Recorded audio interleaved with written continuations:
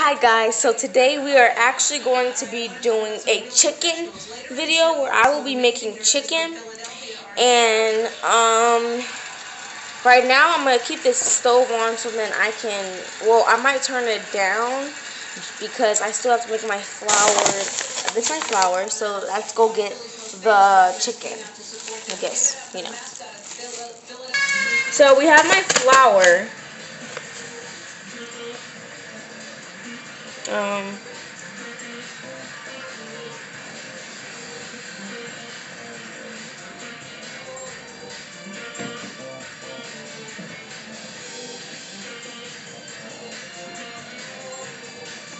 Sorry about that. So, we have this big old pot of chicken.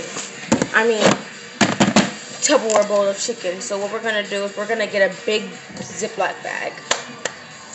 If we have any. If not, we just have to use this. This is easy too. So we don't have any Ziploc bags, so I'm going to use this.